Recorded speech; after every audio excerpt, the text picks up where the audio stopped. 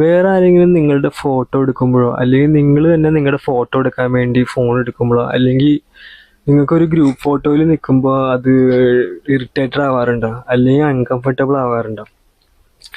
ഇങ്ങനെയൊക്കെ ആവണ ഒരാളാണെങ്കിൽ ഇപ്പോലോ സൈക്കോഫോബിയ ഉള്ള ഒരാളായിരിക്കും. ഇങ്ങനെയൊക്കെ പറയുമ്പോൾ അതൊരു അസുഖമൊന്നുമല്ല. അത് നമ്മൾ വെറുതെ ഉണ്ടാക്കിയെടുക്കുന്ന ഒരു തോന്നല് മാത്രം. അത് നമ്മുടെ ചെറുപ്പത്തിലുണ്ടായ എന്തെങ്കിലും ഒരു തിക്താനുഭവം കൊണ്ടായിരിക്കും. എന്ന് പറയുമ്പോൾ എൻ്റെ കേസിൽ ഞാൻ അങ്ങനെയുള്ള ഒരാളാണ്. എനിക്ക് ഇപ്പം ഞാൻ അതിൽ നിന്നൊക്കെ പുറത്തേക്ക് ഇടുന്നോണ്ടിരിക്കുന്നു അത്. അപ്പം എൻ്റെ ഒരു അനുഭവത്തിൽ എനിക്കിത് ശരിക്കും ഓർമ്മ, ഞാനിങ്ങനെ ചിന്തിച്ചപ്പോഴാണ് എനിക്ക് ഇത് കിട്ടിയത്. എൻ്റെ കുറെ ചെറുപ്പത്തിലുള്ള ഒരു വീഡിയോ ഉണ്ട്. അപ്പൊ എൻ്റെ പല്ലൊക്കെ ഇങ്ങനെ ഭയങ്കരമായിട്ട് പുഴുവൊക്കെ അടിച്ചിരിക്കണേ. ആ ഫോട്ടോ അതൊക്കെ എടുക്കുമ്പോഴൊന്നും എനിക്കൊരു കുഴപ്പമുണ്ടായില്ല. എനിക്കൊരു ശ്രദ്ധ ഉണ്ടല്ലോ. ഞാൻ ഭയങ്കര ചെറുപ്പമായിരുന്നു. പക്ഷെ ആ ഫോട്ടോ എനിക്ക് കിട്ടുവാണെങ്കിൽ ഞാൻ ഈ വീഡിയോയിൽ ഞാൻ ഇടാം. പക്ഷെ എനിക്ക് വേറൊരു അനുഭവം ഉണ്ട്, അതെനിക്ക് നല്ല ഓർമ്മയുണ്ട്. ഈ ഫോട്ടോ ഇടാന്ന് പറഞ്ഞാൽ എനിക്ക് ഓർമ്മ പോലും ഇല്ല, ഞാൻ ആ വീഡിയോ കാണുമ്പോഴാണ് അതൊക്കെ കാണുന്നത്.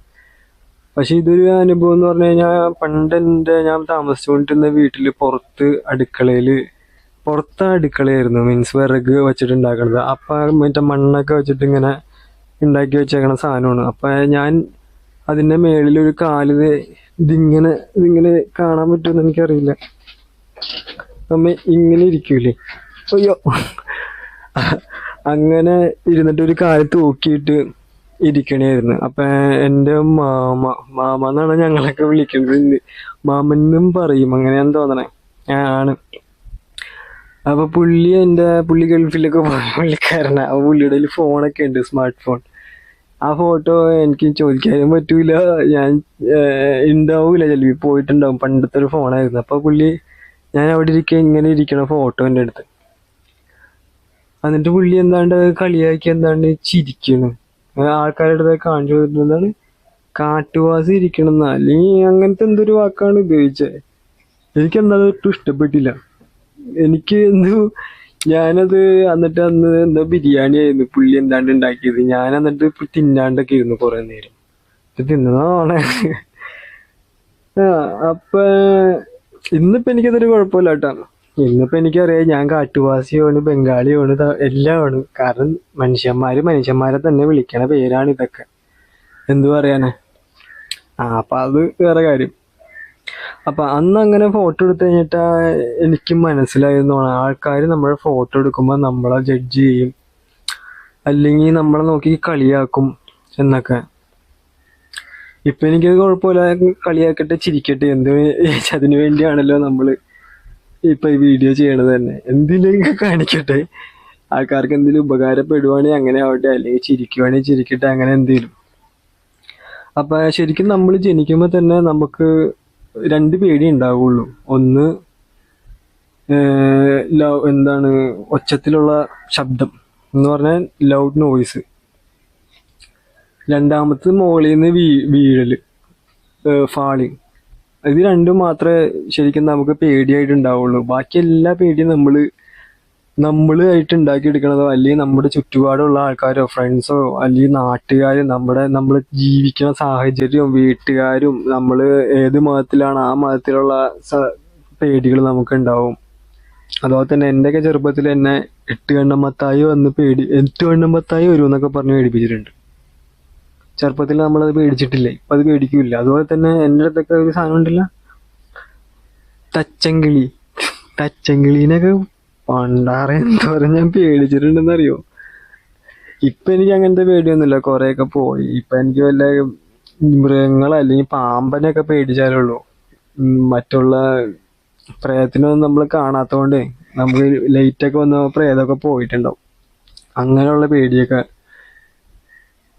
എൻ്റെ കുറെ പോയി. അതുപോലെ തന്നെ അപ്പൊ ഞാൻ പറഞ്ഞു വന്നത്, ഇതൊക്കെ ശരിക്കും നമ്മളെ വെറുതെ തോന്നല് മാത്രമാണ്. നമ്മുടെ മറ്റുള്ളവർ നമ്മളെ കുറിച്ച് എന്ത് ചിന്തിക്കും എന്നുള്ള രീതിയിലൊക്കെ. മറ്റുള്ളവർ എന്ത് വേണമെങ്കിലും ചിന്തിക്കോട്ടെ, അതിന് നമുക്കൊന്നും ചെയ്യാൻ പറ്റൂല. ഇപ്പൊ നിങ്ങളെപ്പോലെ നിങ്ങൾ മാത്രമേ ഉള്ളൂ, അല്ലെങ്കിൽ എന്നെ പോലെ ഞാൻ മാത്രമേ ഉള്ളൂ. എനിക്ക് എന്നെ പോലെ സംസാരിക്കാൻ പറ്റുള്ളൂ, നിങ്ങൾക്ക് നിങ്ങളെ പോലെ സംസാരിക്കാൻ പറ്റുള്ളൂ. അല്ലെങ്കിൽ നിങ്ങൾ സംസാരിക്കുന്ന രീതിയല്ല ഞാൻ സംസാരിക്കുന്ന രീതി.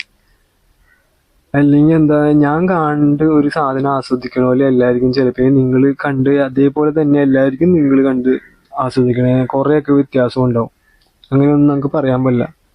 ഈ ലോകത്ത് ഒരാളെ പോലെ ഒരാൾ മാത്രമേ ഉള്ളൂ, അല്ലാണ്ട് 10-16 ആൾക്കാരെ പണ്ടൊക്കെ പറയാമായിരുന്നല്ലോ. ഒരാളെ പോലെ 9 7 അങ്ങനെ എന്തോ രീതി പറയുമായിരുന്നു. 9 7. ഇപ്പൊ ഒന്നും പറയാറില്ല. അപ്പൊ അങ്ങനെയൊന്നും ഇല്ല. നമ്മളെ പോലെ നമ്മൾ മാത്രമേ ഉള്ളൂ. ഞാനിപ്പോ ഇതിൽ നിന്നൊക്കെ പുറത്ത് കിടന്നുകൊണ്ടിരിക്കുന്നതാണ്. കുറെയൊക്കെ സെറ്റായി, അങ്ങനെ സെറ്റായിക്കൊണ്ടിരിക്കണ്. അതുപോലെ തന്നെ നിങ്ങളും ഇതേപോലെ എന്തെങ്കിലുമൊക്കെ വീഡിയോ ചെയ്യാം. ഞാനിത് എൻ്റെ എല്ലാ വീഡിയോയിലും പറയാറുണ്ട്. കാരണം ഞാനും ഇതേപോലത്തെ ഒരാളായിരുന്നു. ഇപ്പം അതിൽ നിന്നൊക്കെ ഞാൻ പറഞ്ഞല്ലോ, ഇതൊക്കെ ഇത്രേ ഉള്ളൂ, ഒന്നും പറ്റാനില്ല. ഞാൻ അങ്ങനെ ശരിക്കുള്ള ഒരാളായതുകൊണ്ട് മാത്രം പറയണതാണ്. എനിക്ക് നല്ല ആഗ്രഹം ഉണ്ടെങ്കിലും എൻ്റെ ഒരൊറ്റ ഒരു കുഴപ്പം അത് മാത്രമേ ഉണ്ടായിരുന്നുള്ളൂ, ആൾക്കാർ കണ്ട് എന്ത് പറയും എന്നുള്ളത്. പക്ഷെ ഇപ്പം എനിക്കതില്ല, കാരണം ആൾക്കാർ കണ്ടൊന്നും പറയണില്ല. അതുകൊണ്ടായിരിക്കാം. അപ്പം അത്ര നാൾ ഞാൻ സേഫായിട്ട് പോവാമെന്ന് വിചാരിക്കുന്നു. അപ്പം നിങ്ങളെല്ലാവരും ഇതുപോലത്തെ വീഡിയോ ചെയ്യുക, നിങ്ങൾക്ക് ഇഷ്ടമുള്ള വീഡിയോ ചെയ്യുക. ഏത് യൂട്യൂബിലോ ഇൻസ്റ്റയിലോ, ഞാൻ പറയുകയാണെങ്കിൽ യൂട്യൂബിൽ തന്നെ ചെയ്യാം. എന്ന് പറയുമ്പോൾ കുക്കിങ്ങിൽ ഞാൻ എന്തൊക്കെയുണ്ട് നിങ്ങൾക്ക് തുടങ്ങാൻ വേണ്ടി. ഒന്നും വേണ്ട, നിങ്ങളത് തുടങ്ങിയാലേ മനസ്സിലാവുള്ളൂ നിങ്ങൾക്ക് എന്താ ചെയ്യാൻ പറ്റാന്ന്. ചിലപ്പോൾ എനിക്ക് ചെയ്യാൻ പറ്റണ എല്ലാവർക്കും നിങ്ങൾക്ക് ചെയ്യാൻ പറ്റണം. അല്ലെങ്കിൽ ഞാൻ ചെയ്യണ പോലെ എല്ലാവർക്കും നിങ്ങൾ ചെയ്യുക. ഇപ്പം ഞാൻ നിങ്ങൾ ചെയ്യുമ്പോഴേക്കും ഇച്ചിരി നന്നാവാം. ചിലപ്പോൾ നിങ്ങൾക്കായിരിക്കും എന്നെക്കാളും കൂടുതൽ കഴിവുണ്ടാവുക. അപ്പം ഇത്ര നേരം ഈ വീഡിയോ ആരെങ്കിലും കണ്ടിട്ടുണ്ടെങ്കിൽ നന്ദിയുണ്ട്. എടാ പോവണ്ടെങ്കിൽ പോടാ, ഇറങ്ങിപ്പോ ബാ. അപ്പം എല്ലാവരും ഒന്ന് പറ്റുവാണെങ്കിൽ ലൈക്ക് ചെയ്യുക, സബ്സ്ക്രൈബ് ചെയ്യുക.